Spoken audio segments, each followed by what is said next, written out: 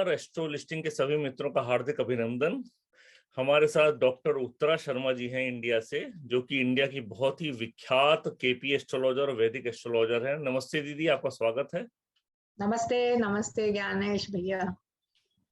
आज हम लोग एक बहुत ही यूजफुल टॉपिक पर डिस्कशन करने वाले हैं, जो कि बहुत ही कॉमनली आस्क्ड क्वेश्चन में से आता है कि हम कॉम्पिटिटिव एग्जाम हमने किसी ने कोई दिया है, वो उसमें सफल होगा कि नहीं है। तो दीदी, पहले तो ये बताइए कि अगर इस प्रश्न को कुंडली से कैसे एनालाइज किया जा सकता है कि अगर किसी ने कोई कॉम्पिटिटिव एग्जाम दिया है तो वो उसमें सफल होगा कि नहीं होगा, ये कुंडली से कैसे एनालिसिस कर सकते हैं? हाँ, एक्चुअली क्या है, ये कॉम्पिटिटिव एग्जाम्स भी कई तरीके से दिए जाते हैं या कई चीजों के लिए दिए जाते हैं। कोई नौकरी के लिए देता है, कोई पढ़ाई के लिए, हायर स्टडीज के लिए, उसमें ज्वाइन जैसे आईआईटी का देगा, मेडिकल कॉलेज का देगा, इंजीनियरिंग का या किसी और इंस्टीट्यूट का। तो कॉम्पिटिटिव एग्जाम बहुत तरीके के होते हैं, तो हमें स्पेसिफिक उससे पूछना पड़ता है कि भाई तुम किस चीज का एग्जाम दे रहे हो। मेडिकल के लिए दे रहे हो, पीएमटी दे रहे हो, या आईआईटी दे रहे हो, या एमबीए दे रहे हो, या सिविल सर्विसेज का दे रहे हो, क्या कर रहे हो। अगर वो बता देता है तो उसके हिसाब से हमें सबसे पहले हम उसकी कुंडली से भी देख लेते हैं। ये चीजें ऐसी हैं, दोनों से देख लेना चाहिए आपको। कुंडली से आप पहले देख सकते हैं और उसके बाद भी अगर वो चाहे तो हम प्रश्न कुंडली से भी उसका उत्तर दे सकते हैं। तो हम सबसे पहले फिर यही देखेंगे कि 6th हाउस का सबलॉर्ड, भाई उसकी इच्छा है, मनोकामना तो है उसकी कि भाई वो पास हो जाए, सक्सेसफुल हो जाए।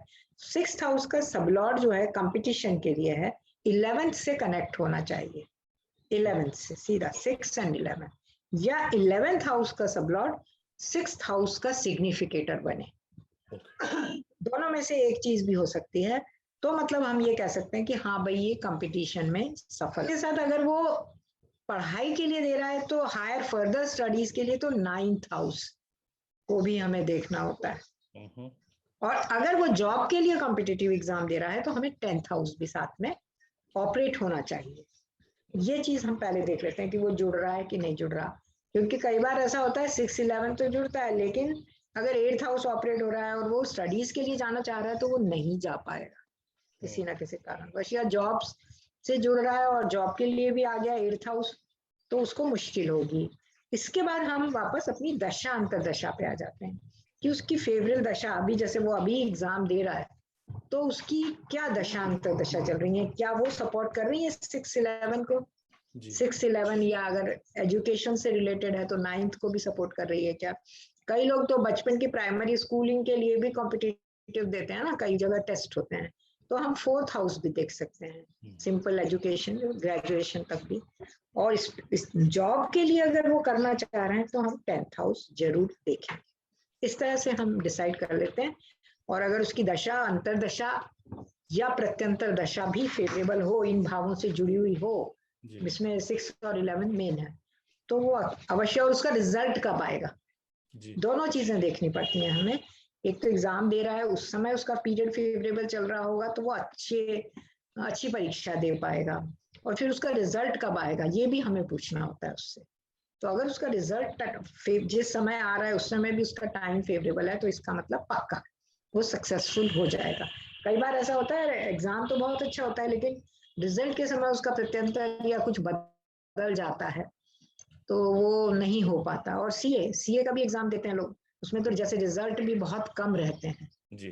तो ये चीज भी हमें देख लेनी पड़ती है, और किस चीज के लिए वो एग्जाम दे रहा है, उस सब्जेक्ट से विशेष रूप से कौन सा ग्रह जुड़ा हुआ है, उस ग्रह को भी हमें देख लेना चाहिए, उसकी पोजीशन। जैसे मेडिकल है तो सूर्य को देख लें, सिविल सर्विसेज है तो भी सूर्य को देखें, इंजीनियरिंग है तो मंगल को देख लें, है ना। कॉमर्स से जैसे सीए वगैरह है तो बुध सूर्य की स्थिति देख लें। कुंडली में वो स्ट्रांग होने चाहिए तभी वो सफलता देते हैं जी। ठीक है। जैसे सिविल सर्विसेज के लिए अगर देखना है तो सूर्य का 6 और 11 से संबंध होना चाहिए, 10th से संबंध होना चाहिए। नहीं, सूर्य का कम से कम कर्म स्थान से तो जुड़े, या जो ग्रह ऑपरेट हो रहा है उसके साथ कनेक्शन हो, उसका दृष्टि संबंध हो, या कोई ग्रह जिसकी दशा चल रही है वो सूर्य के नक्षत्र में हो, सूर्य वेल पॉजिटेड हो, या सूर्य 10th हाउस को देख रहा हो, 4th हाउस में ही हो तो 10th को देख रहा हो, या 10th में ही हो, ये सारी चीजें। और सूर्य से कनेक्टेड अगर होती है उसकी दशा तो अवश्य अवश्य वो सफलता प्राप्त करता है। बहुत बढ़िया, बहुत अच्छा। और दीदी इसमें गोचर का क्या महत्व होगा, किसका गोचर देखना पड़ेगा इसमें? हाँ, इसमें जो सब्जेक्ट्स हैं उसी के हिसाब से, ओके। और एक तो जो सब्जेक्ट विशेष है उसका जो प्लैनेट है जो हेल्प कर रहा है उसका हम गोचर देख सकते हैं, और दूसरा हमारी महादशा स्वामी का गोचर हम देखेंगे, और अंतरदशा स्वामी का। अगर ये दो गोचर भी हम देखते हैं तो हमको समझ में आ जाता है कि एग्जाम के समय में वो कहाँ चल रहे हैं और रिजल्ट के समय में वो कहाँ चलेंगे। ये हमें देखना जरूर है, इस बात का ध्यान रखते हुए हमें आगे बढ़ना चाहिए। जी, तो रिजल्ट की टाइमिंग मतलब ज्यादा इम्पोर्टेंट है एग्जाम से, करेक्ट? नहीं, एग्जाम अच्छा नहीं होगा तो रिजल्ट भी कैसे आएगा अच्छा। जी। दोनों चीजों के ऊपर बराबर महत्व देते हैं, ओके ओके, बहुत अच्छा, दोनों को बराबर, दोनों को बराबर। बहुत यूजफुल। अच्छा दीदी, इसमें अब ये है कि एक जनरल सा क्वेश्चन, एक जनरल प्रिंसिपल क्या रहेंगे उपाय के? अगर मान लीजिए किसी को अपना ये चीज थोड़ा कहीं पे प्रॉब्लम आ रही, किसी तरीके से प्रॉब्लम आ रही, तो उसको किस तरीके से जनरल प्रिंसिपल क्या रहेगा कि इसमें किस तरीके के उपाय किए जा सकते हैं? हाँ, एक तो जनरल तो उपाय इनके कुछ स्पेसिफिक होते नहीं हैं। इसमें या तो जो ग्रह विशेष का स्वामी होता है, ग्रह विषय विशेष का, किस विषय से जुड़ के वो कॉम्पिटिटिव एग्जाम दे रहा है, उस ग्रह को हम लोग उस ग्रह के मंत्रों का पाठ कर सकते हैं, उस दिन उसका व्रत कर सकते हैं। और विशेष जो है जैसे मेडिकल और गवर्नमेंट का है, सिविल सर्विसेज का है, इसके लिए हम सूर्य की आराधना, सूर्य के मंत्रों का पाठ कर सकते हैं।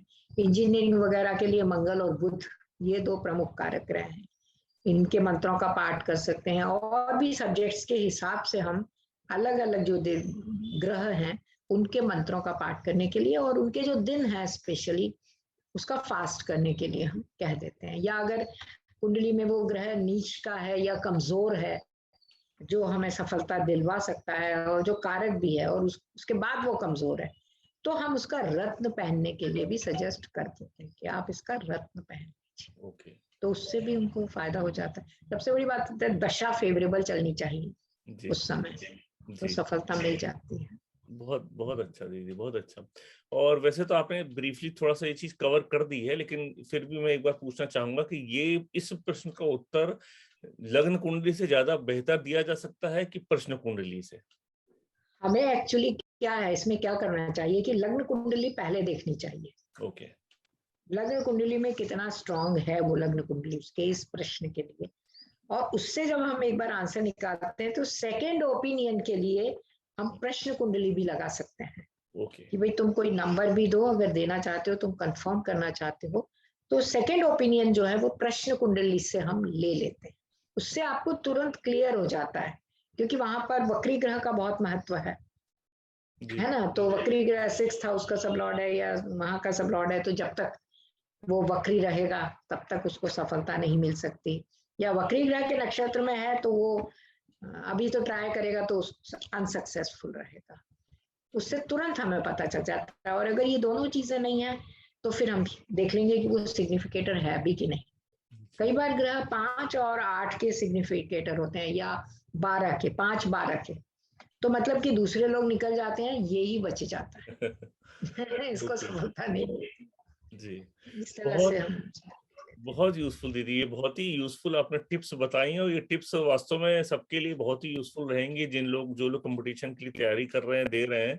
तो एक बड़ा विचक्षण सवाल होता है कि मेरा क्या होगा, निकलूंगा कि नहीं निकलूंगा, पर इसमें हाँ, थोड़ी असमंजस। और सबसे बड़ी बात तो ये है कि कुंडली में चंद्रमा स्ट्रांग होना चाहिए, मन का जो कारक है, जो उनको कंसंट्रेशन भी देता है।